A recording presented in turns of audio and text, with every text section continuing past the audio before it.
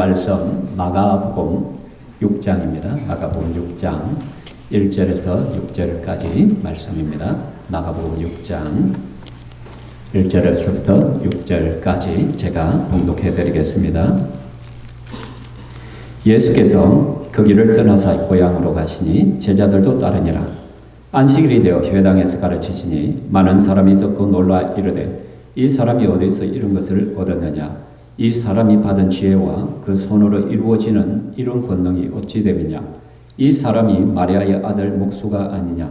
야고보와 요셉과 유다와 시몬의 형제가 아니냐? 그 누이들이 우리와 함께 여기 있지 아니하냐 하고 예수를 배척한지라. 예수께서 그들에게 이르시되 선지자가 자기 고향과 자기 친척과 자기 집 외에서는 존경을 받지 못함이 없느니라 하시며 거기서는 아무 권능도 행하실 수 없어 다만 소수의 병자에게 안수하여 고치실 뿐이었고 그들이 믿지 않음을 이상히 여기셨더라. 이에 모든 촌에 두루 다니시며 가르치시더라. 아멘.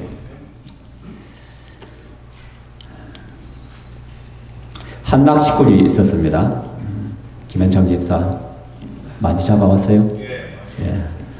토요일날 낚시가 또 주라 하는데 방어 많이 잡았어요?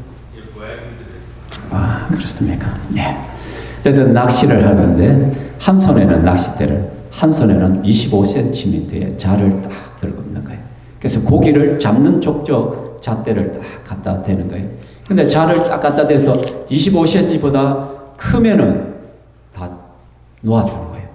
작으면은 아이스박스에 넣는 거예요. 이게 정상이에요, 비정상이에요? 정상은 크면은 넣고 작으면 살려줘야 되잖아요.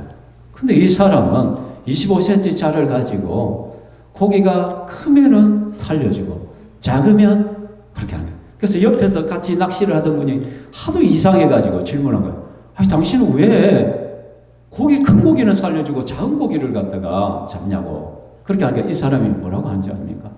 우리 집에는 후라이팬이 25cm밖에 안 된다고 질문해요. 그래서 큰 고기는 요리를 할 수 없기 때문에 25cm 안에 있는 고기만 요리할 수 있어도 내가 잡아간다 라고 말씀하는 거예요. 이 사람은 한마디로 25cm 인생인 거예요. 얼마든지 큰 고기를 하려 후라이팬이 작으면 어떻게 해요? 자르면 되잖아. 아니면 더 큰 후라이팬을 사면 되잖아. 그런데 너무 편견에 사로잡혀 있는 거예요. 아집 편견과 아집에 우리 집에 있는 후라이팬은 25cm밖에 안 돼, 지름이. 그래서 25cm를 넘으면 요리할 수 없어. 얼마나 답답한 사람입니까? 얼마나 어리석은 사람인가. 그렇죠? 이 사람은 25cm에 갇혀 사는 어리석은 사람에 불과하다는 거예요. 그런데 여러분, 이런 사람이, 이런 편견에 사로잡힌 사람들이 이 땅에는 의외로 많이 있다는 거예요. 우리 역시 편견을 내려놓지 아니하면은, 편견과 아집에 빠져버리면은 우리 역시 이런 25cm의 인생을 사는 어리석은 사람이 될 수가 있음을 우리는 기억해야 됩니다. 오늘 성경 본문에 나오는 예수님의 고향 사람들이 바로 이런 어리석은 사람과 같더라는 것입니다. 예수께서 그 길을 떠나서 고향으로 가셨다라고 말씀합니다. 그럼 여기서 거기가 어디겠어요? 그리고 고향은 어디겠어요? 첫 번째, 거기는 어디일까요? 가버나움. 예수님께서 가버나움 중심에서 계속해서 사역을 하셨잖아요. 그죠? 가버나움을 떠나서 지금 어디 고향으로 갔다는 거예요. 그럼 고향은 어디겠어요? 나사렛. 맞습니까? 베들레헴 아니에요? 자, 예수님이 태어나신 곳은 어디예요? 베들레헴. 베이트레헴, 떡집이라는 뜻을 가지고 베들레헴. 근데 예수님이 자라신 곳은 나사렛, 갈릴리에 있는 나사렛에서 자라셨어요. 그래서 예수님의 지칭할 때 뭐라고? 나사렛 예수다. 나사렛 출신 예수다. 그렇게 말을 하잖아요. 예수님께서 자기의 고향으로 가셨다는 것은 이 가버나움에서 40km 떨어져 있는 아주 시골 마을인 나사렛으로 갔다는 거예요. 여러분, 우리는 나사렛이라는 동네를 지금 알아요. 그죠? 지금 나사렛에 가면 거기 보면 나사렛 빌리지라 해가지고 예수님의 살았던 그 지역을 갖다 마치 우리 민속촌 있잖아요. 그죠? 한국 민속촌 같이 꾸며놨거든, 거기에 가면은. 그래서 예수님 당시에 그런 문화들을 볼 수 있는 곳이 있는데, 그런데 지금 우리는 그 나사렛이 유명하지만 이 당시에는 나사렛이라는 이름을 들어도 그게 대체 어디 있는 동네야? 유대 사람들은 그렇게 할 정도로 아주 작은 마을이었고 시골이었던 깡촌이었다는 것이에요. 그 예수님이 이제는 그 고향으로 돌아가는 거예요. 그렇다면 예수님은 지금 슈퍼스타잖아요. 가버나움에서 엄청난 일을 했잖아요. 그죠? 중풍병자를 고치고요. 심지어 죽은 자도 살려내요. 12년 동안 앓던 혈루증 환자도 고쳐냈어요. 그 소문이 이 깡촌까지 들렸을까요? 안 들렸을까요? 분명히 들렸을 것이란 것이죠. 그죠? 그 다음에 예수님께서 지금 제자들과 함께 그 나사렛으로 가요. 한마디로 금이 한양이에요. 금이 한양이 뭐예요? 비단 옷을 입고 출세해가지고 지금 자기 고향으로 돌아가는 것이랑 마찬가지예요. 그러자면 길가에 플랜카드가 붙어야 돼요. 하나님의 아들 예수가 고향에 오다. 환영하면서 그런 문구가 없었겠어요? 뿐만 아니라 나사렛의 자랑 예수 그리스도가 고향을 방문하다. 환영합니다. 그런 플랜카드들이 곳곳에 붙어 있어야 된다는 것이에요. 그죠? 그만큼 예수님은 유명인이었기 때문에. 근데 그 예수님이 그 나사렛으로 돌아왔어요. 사람들도 소문을 들었기 때문에 호기심 때문에 우르르 몰려오긴 몰려왔어요. 근데 예수님께서 안식일에 회당에 들어가셔서 설교를 하시거든요.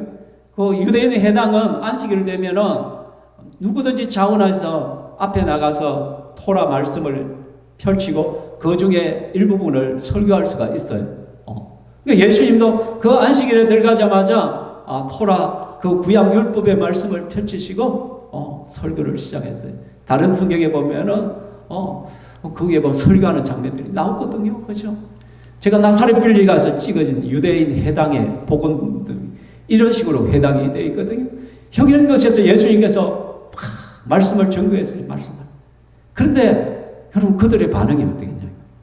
예수님 같은 분이 지금 설교를 했단 말이야. 그렇다면 대폭발이 일어나야 되는 거예요.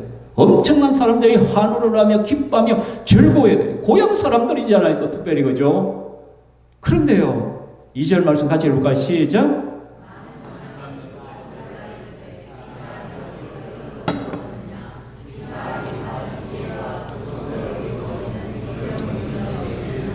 많은 사람들이 첫 번째 반응이 뭐냐면 놀람이에요. 놀람. 깜짝 놀라는 거예요. 왜? 자기가 알던 예수는 무식쟁이라 생각했는데 예수의 가르침에 하나님 말씀을 풀어주는 능력을 바라보면서 깜짝 놀라는 거예요. 그러면서 그 사람들, 이 사람이 어디서 이런 것을 얻었지? 어디서 이런 지혜와 지식을 얻은 거야? 놀람과 동시에 당혹감인 거예요. 또 굉장히 당혹스러운 거예요. 저 사람이 전혀 똑똑한 사람이 아닌데, 배운 사람이 아닌데 어떻게 저런 것을 이야기하지? 어떻게 지혜와 그 손으로 이런 권능들이 나타나지? 소문에 의해서 예수님께서 어떤 일을 했는지 들었단 말이에요. 그죠? 어떻게 그런 것이 일어나? 하면서 굉장히 당혹스러워하면서 서로 수군거리기 시작합니다. 그리고는 또 어떤 말입니까? 세 번째, 한번 읽어볼까요? 시작. 이 사람이 마리아의 아들 목수가 아니냐? 야고보와 요셉과 유다와 시몬의 형제가 아니냐? 그 누이들이 우리와 함께 여기 있지 아니하냐고 예수를 배척한지라. 무슨 말이에요? 이 사람은 마리아의 아들이 아니냐? 마리아 아들을 목수가 아니냐? 여러분 이 말에서요 유심히 봐야 될 단어가 마리아의 아들이에요. 예수님은 누구의 아들이에요? 요셉의 아들이에요. 이게 정확한 명칭이죠. 물론 요셉이 일찍 죽었기 때문에 마리아의 손에 아마 컸을 거예요. 그죠? 그렇지만 그렇게 하더라도 마리아의 아들을 표현하는 것 자체가 뭔가 의도성이 있는 거예요. 우리가 흔히 말해요. 아버지 없이 자란 놈. 욕이 돼버리잖아요. 그죠? 그러니까 아버지 밑에서 제대로 양육을 받지 못하고 제대로 가르침을 받던 홀 어미 밑에서 자란 이런 식으로 지금 표현을 하고 예수님을 지금 경멸하는 거예요. 하찮게 지금 보고 있는 것이에요. 그러면서 목수가 아니냐, 목수가 아니냐. 뭐 특별할 것이 없는 목수 나부랭이 아니냐. 그 예수가 어떻게 저럴 수가 있어. 그러니까 그들은 어떻게 생각하냐. 그냥 좀 하찮게 생각해요. 별 볼 일 없는 인간으로 지금 취급하고 있는 거예요. 그의 형제들이 우리와 함께 있고 그의 누이들도 지금 이곳에 나사렛에 살고 있지 않느냐? 저 인간이 뭐가 특별해? 다른 사람은 다 속을지 모르지만 우리에게는 안 당해. 저 어디서 하나 배워와가지고 잘난 척하고 있는데 별거 아니야. 하찮게 지금 예수님을 취급하고 있는 것이죠. 그래서 예수를 뭐 했다? 배척했다. 예수를 거부했다는 거예요. 굉장히 싫어하면서 예수를 지금 배척하고 있는 것이에요. 누가복음에 보면 4장에 뭐라고 하냐면은 같이 읽어볼까? 시작. 일어나 동네 밖으로 쫓아내어 그 동네가 건설된 산 낭떠러지까지 끌고 가서 밀쳐 떨어뜨리고자 하되, 누가복음에는 같은 사건을 이야기하는데 그 동네 밖으로 쫓아내서 끌고 갔다. 예수를 산 낭떠러지까지 끌고 가서 밀쳐 죽이려고까지 했다는. 여러분, 예수가 무슨 잘못을 했어요? 지금까지 예수님은 가버나움에서 사역을 하고 모든 사람들에게 환영을 받았어요. 그죠? 근데 이 고향 사람들은 예수님을 쫓아내고 심지어 죽이려고까지 했다라는 거예요. 정말 아이러니예요. 왜? 동네 밖에서는 다 환영을 받는데 자기 고향에 와서 이런 대우를 받으셨다는 거예요. 여러분, 팔이 안으로 굽잖아요. 내 고향 사람에게 하나라도 더 주고 싶은 마음이 없었겠어요, 예수님이? 만일에 그 나사렛 사람들 조금만 마음을 열고 예수님을 환영했더라면 예수님은 다른 지역에서 그 어떤 곳보다도 더 많은 기적과 이적을 펼치셨을 거예요. 그것이 더 많은 사람들이 구원을 받는 역사들이 일어났을 것이란 것이죠. 그렇죠? 근데 그들은 예수가 능력을 베풀 기회조차 주지 않은 거예요. 왜? 아예 배척하면서 내쫓으면서 죽이려까지 끌고 갔기 때문에 예수님이 안수해줄 텀도 없었을 거예요. 거의. 예수께 나오는 사람들도 거의 없었을 것이란 것이죠. 이해되십니까? 그래서 예수를 끌고 낭떠러지 가서 떨어뜨리려고 해요. 자, 이스라엘 가서 사절절 이게 절벽산, 예수님을 떨어뜨리려고 했던 산의 모습에 여기가 절벽산이라 이름 붙어 있더라고요. 그죠? 기도하는지 찬양하는지 저는 모르겠습니다. 저도 팔을 벌려가야 굉장히 높아요. 거기서 예수님을 떨어뜨려 죽이려고 했다는 것이죠. 그래서 예수님은 거기서는 아무 권능도 행할 수 없었어요. 다만 소수의 병자에게 안수하고 그나마 소수 중에 예수께 나온 사람이 있어서 그 사람들만 고쳐주고 말았다는 거예요. 한마디로 굴려온 복을 걷어 차버렸다는 거예요. 예수님이 얼마든지 큰 은혜를 베풀었을 텐데 예수님의 기적과 능력을 가장 가까이서 볼 수 있는 절호의 찬스를 갖다가 이 고향 사람들이 내팽개쳐 쳐버려요. 사랑하는 성도들, 그렇다면 왜 이 고향 사람들은 왜 예수님을 이렇게 배척했을까요? 왜 예수님은 이곳에서 능력을 베풀 수가 없었겠냐는 거죠. 하나님의 아들이시고 신적인 능력을 가지신 예수가 이렇게 될 수밖에 없었던 이유가 대체 뭐냐면, 첫 번째는 지독한 편견 때문이에요. 지독한 편견. 내가 예수를 너무 잘 안다는 거예요. 예수 저 어릴 때부터 내가 다 안다는 거예요. 이곳에서 같이 자랐다는 거예요. 마리아의 아들이고 목수란 것이요. 야고보, 요셉과 유다의 시몬의 형제란 말이에요. 그 누이들도 지금 우리와 함께 있다는 거예요. 그 마리아의 아들에게서 그 홀어머니 밑에서 자란 저 사람이 무슨 그런 메시아가 될 수 있겠어? 그럴 리는 없다는 거예요. 그냥 평범한 목수였다는 거예요. 특별할 것이 없었단 말이에요. 우리보다 더 많이 배운 것도 없단 말이에요. 그냥 어디서 하나 주워와가지고 그것만 주구장창 외우면서 우리를 속이는 거 아니냐는 거였어. 다른 사람들은 다 속일 수 있었지만 고향 사람 우리들은 너무 잘 알아. 메시아일 리가 없어. 그리스도인 저 사기꾼이야. 병자를 고쳤다고? 귀신을 내쫓았다고? 아마 귀신 들렸을 거예요. 아니면 마술을 배워가지고 우리한테 사기치는 것일 거예요. 그런 식으로 지금 받아들였을 것이라는 거예요. 실제로 마가복음 3장에 보면 예수님과 그의 친척들이, 예수님의 친척들이 와가 마리아와 그의 형제들이 와서 예수를 잡아가려고 했잖아요. 왜? 소문에 미쳤다는 소문이 들려왔거든. 예수가 귀신 들렸다는 소문이 들려왔거든요. 그 진원지가 어디겠어요? 나사렛 동네 사람들이 아마 퍼뜨렸을 거예요. 그러니까 그 소문을 듣고는 부모가, 거기 마리아가 예수를 데리러 왔던 거예요. 그때 붙들어 가려고 했던 거예요. 이게 여기에 와보니까 그 소문이 완전 퍼져 있는 거예요. 예수가 미쳤다, 귀신 들렸다. 그럴 리가 없어. 다른 사람은 다 속여도 우리는 속일 수가 없어. 그들 마음속에 스스로가 뭐라고, 나사렛에는 선한 것이 날 수가 없어. 이런 깡촌에서 무슨 메시아가 나올 수 있겠어? 사기꾼이야. 저 사람이 메시아일 일은 없어. 우리가 너무 잘 아는 사람이잖아. 그래서 예수는 이 사람이 끝까지 이 사람이 그렇게 편견이죠. 여러분, 지독한 편견이 예수님을 그리스도 예수로 보지 못한 거예요. 오로지 나사렛 예수로만 그들은 보이는 거예요. 이 사람으로만 보이는 거예요. 편견이 가득하면 진실을 보지 못해요. 예수를 그리스도로 받아들이지 못해요. 그냥 나사렛 출신 예수일 뿐이에요. 과부의 아들일 뿐이란 거예요. 목수일 뿐이란 거예요. 이 사람일 뿐이란 것이야. 그죠? 진리를 가려버리는 것이죠. 그래서 이들은 잘 안다는 것이 오히려 걸림돌이 되어버렸어요. 예수를 잘 알면 디딤돌이 되어야 되는데 오히려 걸림돌이 되고 있다라는 것이죠. 제 고등학교 친구가 지금 연세대학교 공과대학 교수입니다. 잘 나가는 교수인데, 근데 그 친구가 처음에 연세대에 입용해가지고 교수가 됐다는 말을 듣고 제가 안 믿었어요. 에이, 설마. 왜? 그 친구가 고등학교 때 나보다 훨씬 공부를 못했거든. 그리고 전문대 갔거든. 아니, 전문대 출신이 공부도 그때 잘 못했는데 어떻게 연세대학에 교수가 들어가 있어? 믿기지가 않는 거야.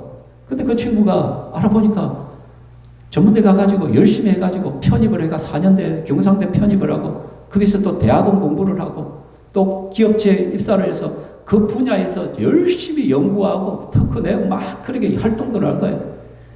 그래가지고 연세대에서 어떻게 알고 채용을 해간 거예요. 그죠? 바로 이런 것이 너무 잘 하다 보니까 에이, 설마 걔 친구가 뭐 그렇게 될 수 있나? 내보다 공부 못했는데 어떻게 그렇게 가능해? 이런 편견들이 우리가 진실을 보지 못하게 만들어요. 예수에 대한 내가 잘 안다는 편견이 예수님이 그리스도이심을 볼 수 없는 거예요. 진리를 막아버리더라고요. 두 번째, 가까운 사람일수록 그 가치와 귀함을 낮게 보는 경향이 있다라는 거예요. 폄하하는 경향이. 4절 같이 읽을까요? 예수께서 그들에게 이르시되 선지자가 자기 고향과 자기 친척과 자기 집 외에서는 존경을 받지 못함이 없느니라. 예레미야 인용한 거죠. 그죠? 예레미야가 자기 고향 아스돗에서 배척을 당하고 그것에서 오히려 고난을 당하는 거죠. 예수님께서 그 사건을 가지고 선지자가 자기 고향과 자기 친척과 자기 집 외에서는 존경을 받지 못함이 없느니라. 자기 고향에서, 자기 친척, 자기 집에서는 하찮게 보는 게 그 가치를 제대로 인정해 주지 못한다라는 것이에요. 고향 사람에게서 예수는 그리스도 예수로 보이지 않는 거예요. 하찮은 목수일 뿐이에요. 과부의 아들일 뿐이란 것이죠. 존경할 필요가 없는 대상이란 것이에요. 그죠? 뭐 이런 나사렛에서 그런 선지자가 나오고 그런 존경할 만한 인물이 나올 수 있겠어? 그렇게 폄하하는 것이죠. 흔히들 우리가 그죠? 남의 밥그릇에 떡이 남의 손에 떡이 뭐해요? 더 커 보이는 거예요. 더 커 보이는 거예요. 그죠? 그래서 여러분 이게 남편을 봐도 남의 남편이 더 잘 나가는 것 같아요. 돈도 더 잘 벌고 더 친절한 것 같아요. 남의 아내가 밥도 잘해주고 남편이 내조도 잘하고 잘한 줄 알아요. 그러니까 내 남편은 맨날 보면 구박덕인 거예요. 아이고 당신 좀 뻔받아라. 내 자식을 보면 한숨이 나올지 몰라. 남의 자식이 더 잘 되는 것 같아. 항상 성공한 것 같고. 그래서 가까운 사람의 가치를 뭔가를 이야기하면 에이 당신이 뭐 알아. 에이 네가 뭐 안다고. 네가 전문가도 아닌데. 폄하하고 핀잔주고 함부로 대하는 경향들이 솔직히 있다라는 것이에요. 사랑하는 성도들, 그런데 내 남편이 최고예요. 내 남편이 나한테 월급 갖다 주지 남의 남편이 월급 갖다 줍니까? 내 아내가 최고인 거예요. 내 아내가 밥상 차려주고 내 옷 다려주고 다 해줘야 내줘야 하잖아요. 맞죠? 그죠? 인정을 왜 안 하시는데? 줘요. 내 자식이 최고인 거예요. 왜? 내 자식이 그래도 한 번씩 커피도 타주고 한 번 안마도 해주고 한 번 안아도 주고 안부도 물어주고 들어가갈 때 인사도 해주고 그러게. 남의 자식이 나한테 여러분 커피 타줘요? 남의 자식이 나한테 와 인사해요? 잘 안 해. 그죠? 남의 자식이 나한테 와 안아줘요? 아니요. 내 자식이 최고인 거야. 아멘. 내 자식을 귀하게 여기고 내 남편을 귀하게 여기고 내 아내를 귀하게 여기는 거예요. 제일 못난 인간이 어떤 인간이냐? 지 남편 욕하고 지 아내 욕하는 거예요. 남 앞에서 자기 가족 험담하고 욕하는 거예요. 귀한 줄 여기고 소중. 우리는 내 가까운 사람, 같이 있는 사람들을 좀 폄하하는 경향이 됐어요. 뿐만 아니라 여러분 교회도 마찬가지예요. 여러분 우리 교회가 남의 교회가 덜 좋아 보여요. 남의 교회 목사가 훨씬 설교 더 잘하는 것 같고 남의 교회 프로그램이 훨씬 더 프로그램들이 많은 것 같아요. 그래서 은연중에 우리 속에 저 교회 한번 가볼까? 같이 한번 가볼까? 그런 마음들이 드는 거예요. 우리 교회는 뭐 이것도 없고 저것도 없고 이것도 맨날 보면 불평이야. 아 이게 안 되고 저것도 안 되고 이것도 없고 저것도 안 되고 없는 것만 자꾸 살펴봐. 그런데 남의 교회는 볼 때는 있는 것만 살펴. 아이고 주차장도 넓고 막 교회 에어컨도 빵빵하고 계단도 참 잘 되고 에스컬레이터가 있고 막 그 엘리베이터도 있고 그죠? 막 부엌도 최신식으로 되어 있고 막 있는 것만 보여. 있는 것만 보여. 근데 내 교회는 없는 것만 보이는 것이에요. 외부 강사를 한번 불러가지고 설교를 시키면 그래요. 성도를 좋아해요. 와 은혜 받았대요. 근데 가만히 살펴보면 목사까지 이미 담임 목사 다 설교한 거야. 똑같은 내용을 설교했는데도 강사가 가지고 설교하면 와 은혜 받았다. 이런 것들이 들 거예요. 익숙함의 편견이에요. 늘 대하던 것에 대해서 가치를 못 느끼는 거예요. 여러분 외식하면은 맛있어요 밥이. 그죠? 근데 집밥의 진정한 가치를 못 느끼잖아요. 아내가 정성스럽게 밥을 지어서 집밥을 했대. 그게 진짜 영양가가 있는 거. 내 몸과 내 살을 찌게 하는 거죠. 맞죠? 그죠? 그래서 결혼하면 남자들이 살찌게 되어 있어. 안 그렇던가요? 맨날 밖에 보다가 집밥을 먹기 시작하면 살이 쪄요. 뭐. 영양가를 골고루 해서 하기 때문에 그렇다는 거예요. 그죠? 여러분이 아무리 유튜브에서 유명한 목사님들 설교를 들어도 그 설교가 여러분을 살찌게 하지 않아요. 왜? 그 설교는 그 목사님이 자기 교회 교인들을 위하여 지은 밥이에요. 그 교인들의 문제와 아픔을 보면서 기도하면서 지은 밥이기 때문에 나는 부스러기 먹는 거예요. 그러나 담임 목사의 설교는요. 진짜 밥을 먹는 거예요. 여러분이. 약밥을 먹는 거예요. 내 성도를 생각하면서 기도하면서 열심히 준비한 바로 그 메시지이기 때문이란 것이에요. 오늘 오후 예배 때 전도사님이 오후 예배 설교를 해요. 여러분. 그때 여러분들은 기대함을 가지고 말씀을 받아야 돼요. 전도사님이기 때문에 그런 편견을 내려놔야 돼요. 그래서 여러분들은 누가 설교단에 서더라도 이 자리에 서는 순간 하나님께서 지금 나에게 말씀을 하신다. 지금 나에게 하나님께서 그 목회자의 입술을 통하여 내게 가장 필요한 말씀을 주는 거야. 그 가치를, 그 간절함이 있어야만 은혜 받는 거예요.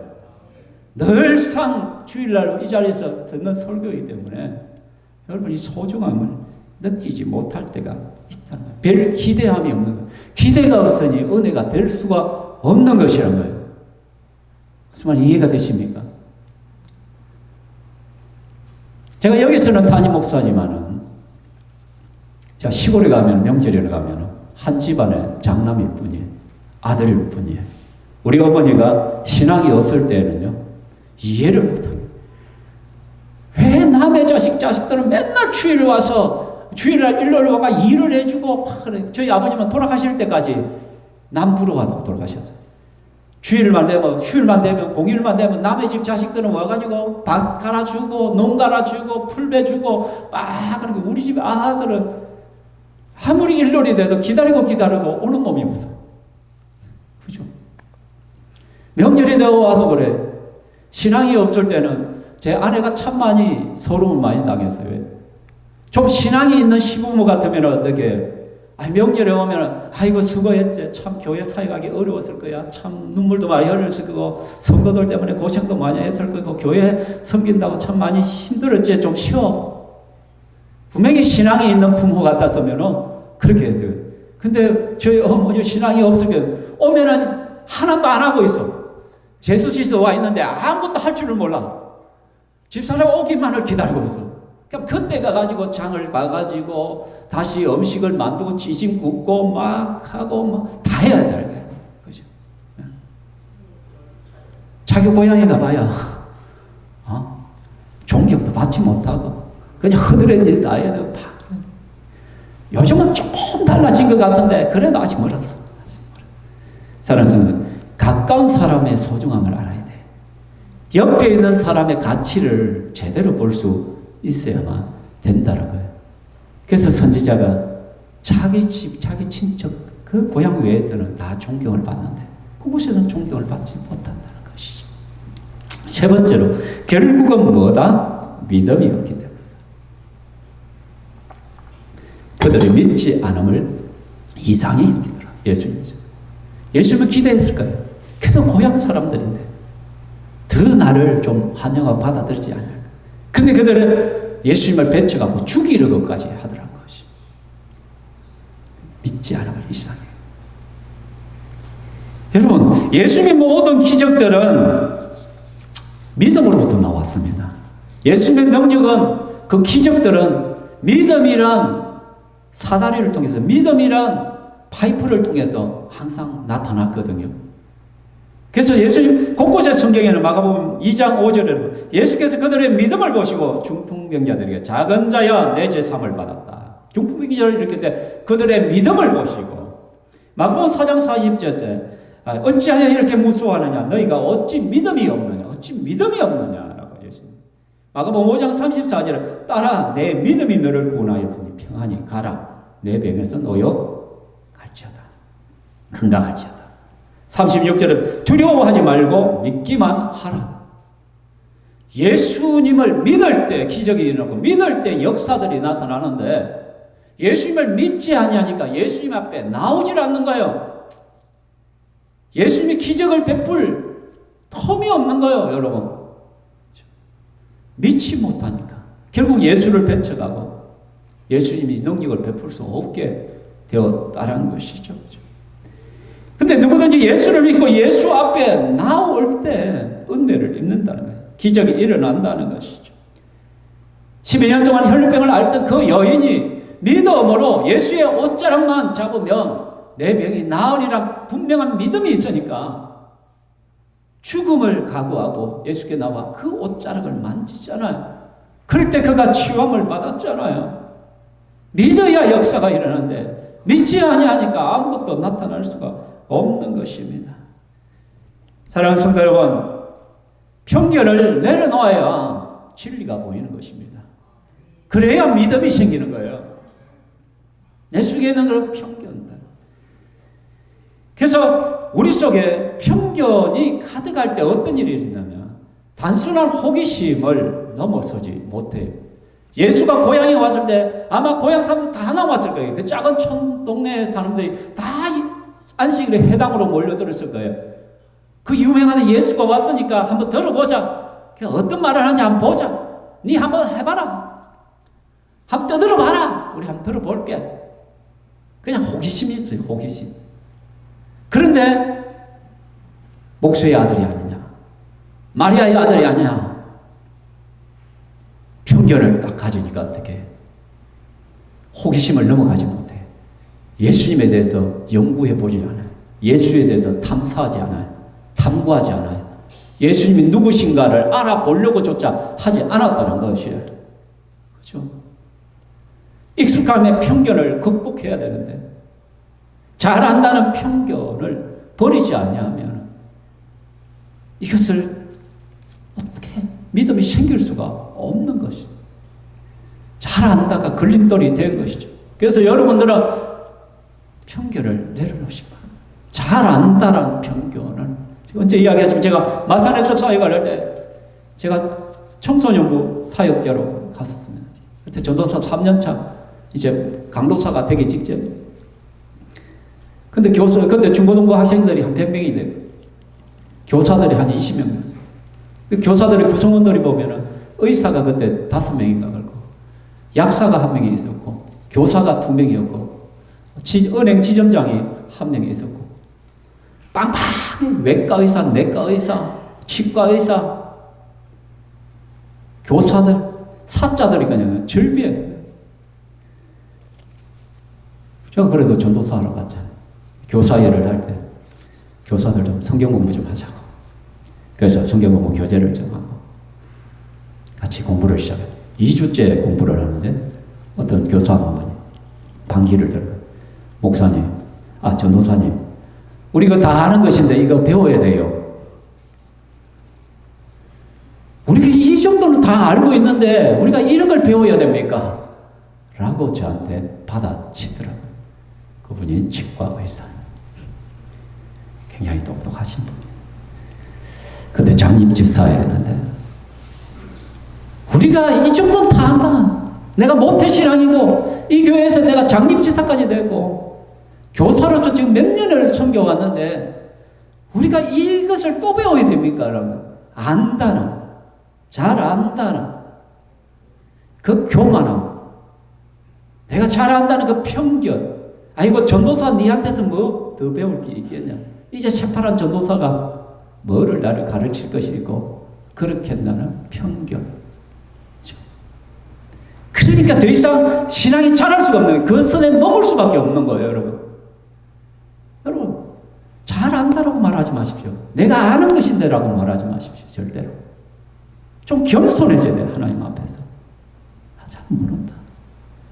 반복적으로 들어도 여러분 잘 모르잖아요.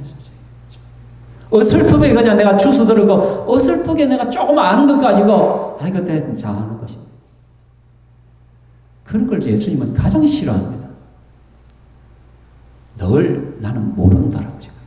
벽지창, 신도하지 같이 주님 앞에 나와야 돼.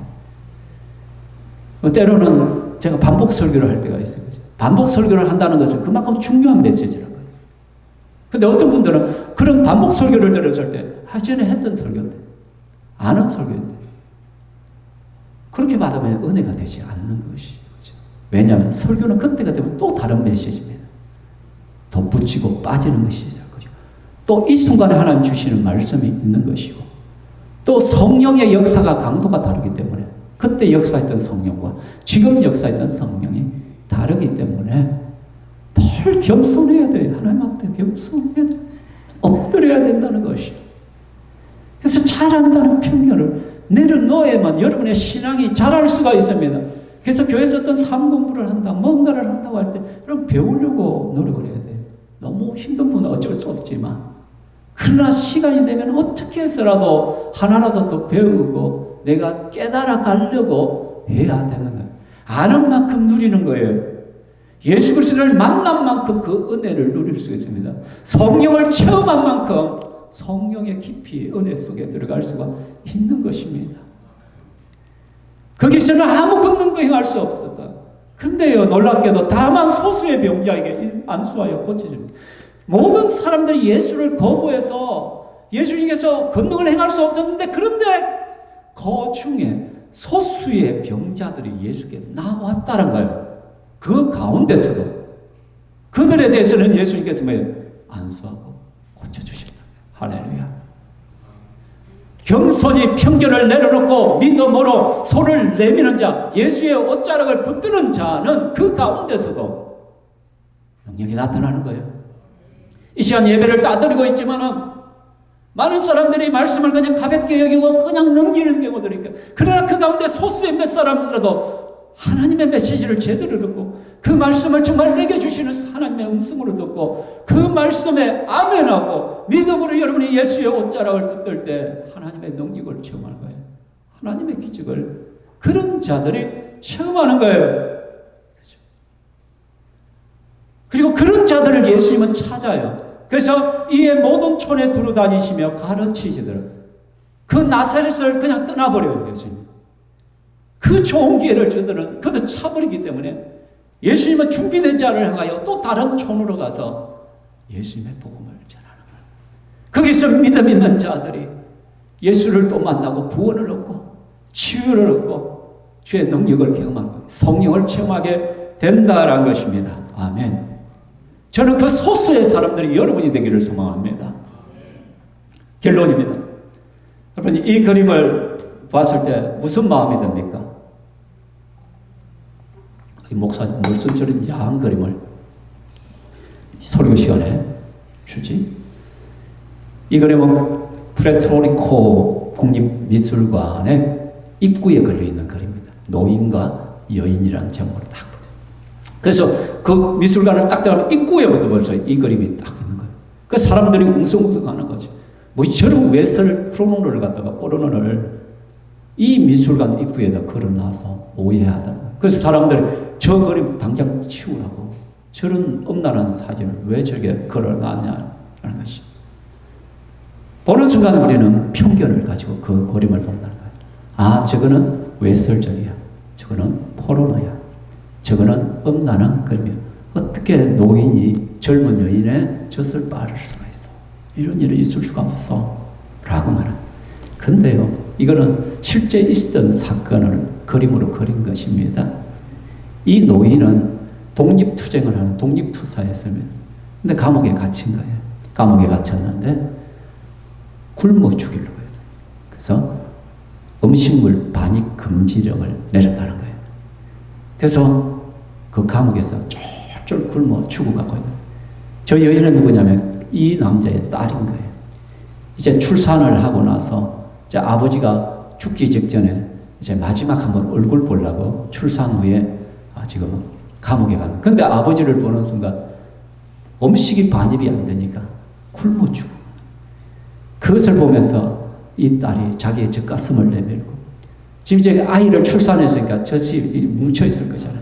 그 젖을 아버지한테 물려가지고 배고픔을 조금이라도 면하게 해주기 위한 그 실화를 바탕으로 그린 그림이라고.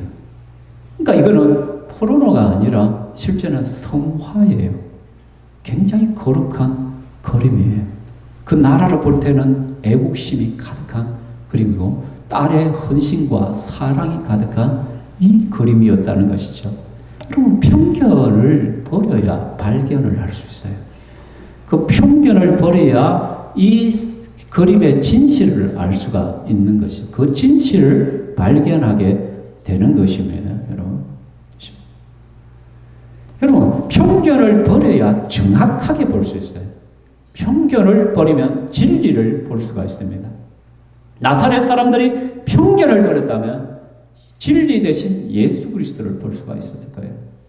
그분이 그리스도고 그분이 나의 구원자이심을 믿게 되는. 사람도 마찬가지예요. 편견을 버려야 그 사람을 제대로 볼 수 있어요. 편견과 인상이라는 책이 있거든요. 인상을 보고 편견을 가져. 아, 저 사람의 인상을 보면 저는 성질 더러울 거예요. 바쁠 거예요. 그런 것들이 있을 것이죠. 그죠? 제가 처음에, 죄송하지만 우리 강동균 집사님을 처음 뵀을 때 덩치가 굉장히 크잖아요. 그죠? 제가 우리 강동균 집사님을 탁 만났을 때, 야, 무서울 것 같다. 그렇게 했는데, 제가 강동균 집사님을 실제 전화를 했는데, 전화를 하니까, 너무 상냥한 게라, 이 사람 맞아. 그리고 만나보니까 너무 여린 거야. 우리 강동균 집사가 눈물이 참 많은 사람. 잘 울거든. 그러니까 겉모습을 보면 편견을 가질 수가 있는데, 근데 편견을 내려놓으면 발견을 할 수 있는 거예요. 그 사람의 진실됨을 바로 볼 수가 있는 것이에요. 그래서 여러분들도 사람을 대하고 누구를 대할 때 편견을 내려놓고 사람을 대하십시오. 그래서 그 사람의 진실함을 먹어요. 그 사람의 진정함을 볼 수가 있을 것이라는 것이죠. 그리고 여러분, 예수님을 편견을 내놓고, 저 유대인의 신이잖아. 유대인의 신을 우리가 왜 믿어? 그 유대인이 믿던 그 신을 왜 우리가 믿어요? 우리나라 신도 아닌데 왜 우리가 예수를 믿어야 돼? 예수는 그냥 4대 성인 중에 한 사람 아니야? 그런 편견을 내려놓을 때 성경 말씀을 있는 그대로 볼 수가 있는 거예요. 주는 그리스도시요 살아계신 하나님의 아들이라고 고백할 수가 있는 것이에요. 그래서 우리 사랑하는 신병교회 모든 성도들이 내 안에 있는 모든 편견들을 내려놓고 정말 진리를 볼 수 있기를 바랍니다. 성경에서 진리 대신 예수 그리스도를 볼 수 있기를 바랍니다. 내 삶 가운데 예수님을 맨날 발견할 수 있기를 바랍니다. 편견이 사라지는 순간 성경 속에서 여러분이 말씀 속에서 설교소에서 여러분은 매일마다 매 순간마다 예수를 발견할 것입니다. 진리를 발견하게 될 것입니다. 그 은혜를 충만해지기를 원합니다. 그럼 매일의 삶에서 성령을 체험하게 될 것입니다. 그 은혜가 여러분에게 임하기를 주의 이름으로 축원합니다. 아멘. 이 시간 우리 함께 찬양할 텐데 우리 간절함을 가지고 이 시간 한번 찬양하고 기도합시다. 우리 함께 기도에 하늘 문을 여시고 주님 은혜를 주시는 분이십니다. 우리 한번 찬양하겠습니다.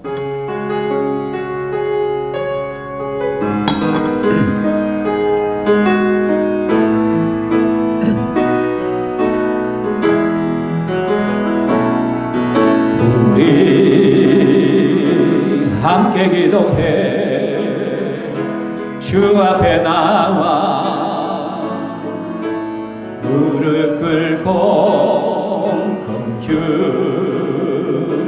베푸시는 주 하늘을 향해 손 들고 하늘 문이 열리고 은혜의 빗줄기 이 땅 가득 내리도록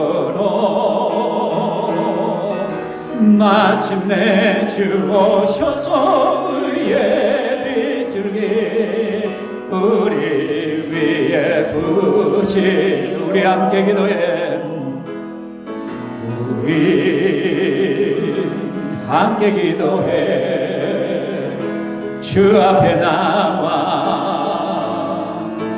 무릎 꿇고 긍휼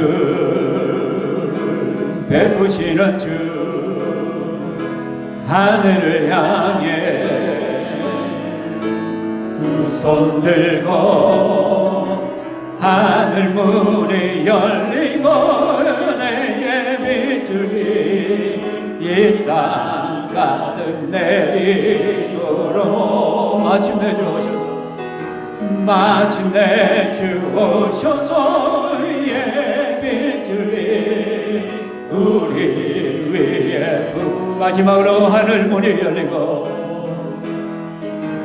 하늘 문이 열리고 은혜의 빗줄기 이 땅 가득 내리도록 마침내 주 오셔서 마침내 주 오셔서 예비줄기 우리 위에 부시도록 사랑하는 성도 여러분, 내 안에 있는 편견을 내려놓을 때 진리가 보입니다. 진리가 발견됩니다. 예수 그리스도가 발견되어집니다.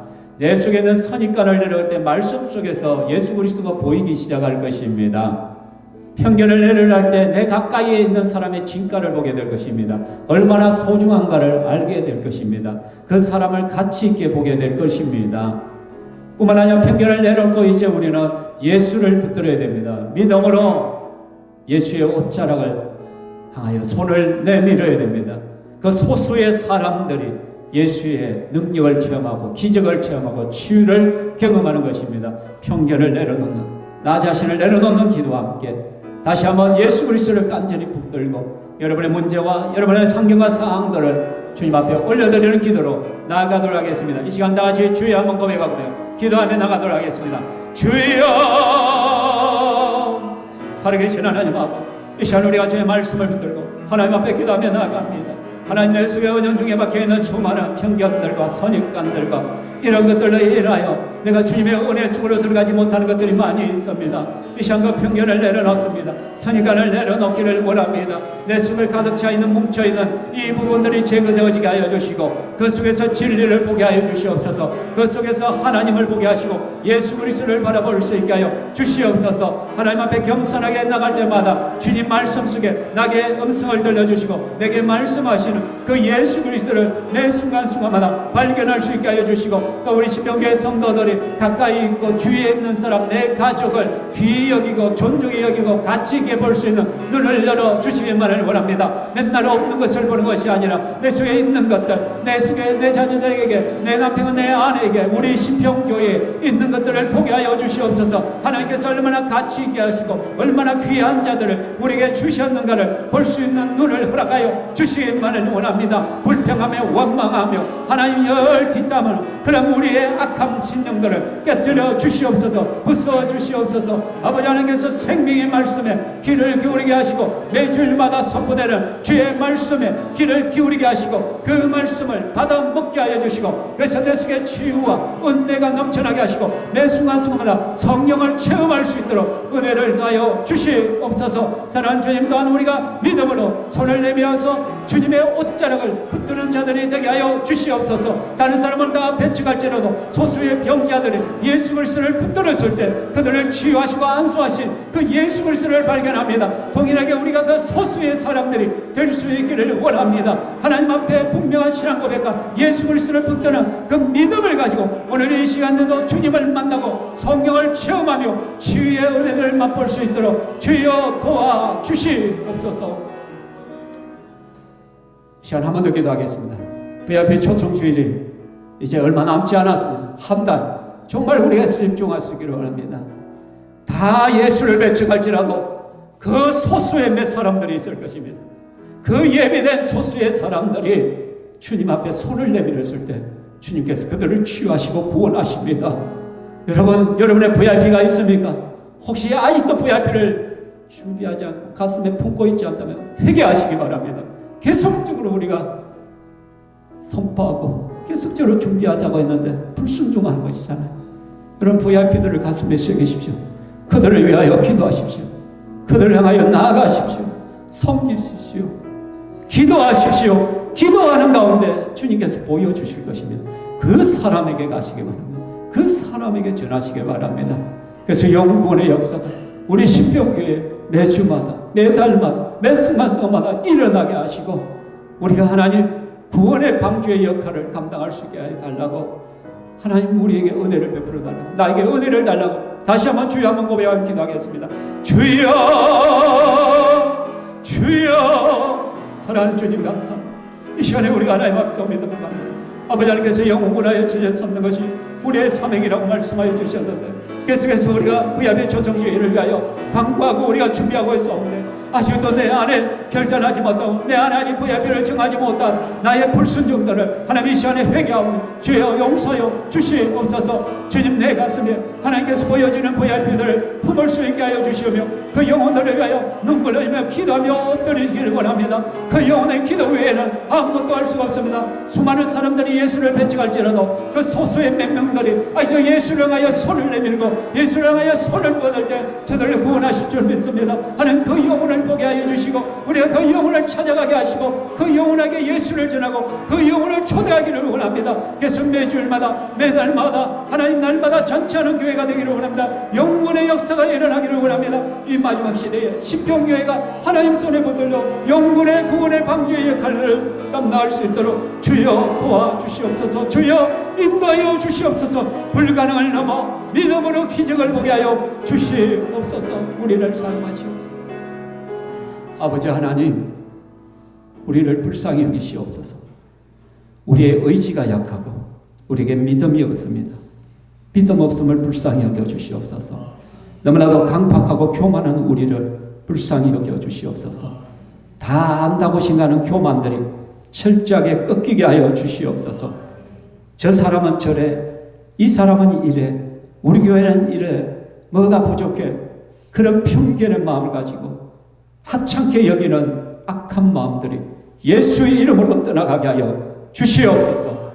옆에 있는 사람을 소중히 여기고 귀하게 여기게 하시고 모든 편견을 내려놓고 그 사람의 참 가치를 볼 수 있는 눈을 허락하여 주시기만을 소망합니다. 뿐만 아니라 우리가 영원하게 제자 삼는 것이 우리의 사명임을 기억하며 끊임없이 VIP들을 가슴에 품고 그들을 위하여 울 수 있는 자들 되게 하시고 그들을 위하여 나아가는 자가 되게 하시고 불순종이 아니라 순종으로 나아갈 수 있는 저희들이 되게 하여 주옵소서. 그래서 하나님, 모든 사람들은 거부할지라도 그 가운데 있는 소수의 몇 사람들이 주님을 향하여 손을 내밀 때 그들을 구원하여 주시옵소서.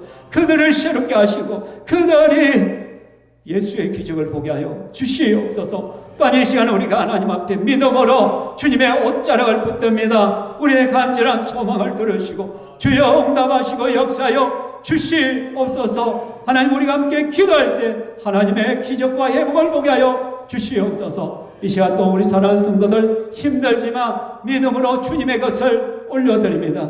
주님 앞에 귀한 것을 드립니다. 주여 받아 주시오며 이것이 있을 때마다 하나님 나라가 뚝뚝 확정되게 하시고 영혼의 역사가 일어나게 하여 주시오며 성도들의 가정과 직장에 은혜를 주시고 감당할 수 있는, 살아낼 수 있는 은혜가 넘치게 하여 주시옵소서. 영광 받으신 삼위 하나님을 찬양하며 예수님의 이름으로 기도하옵나이다. 아멘.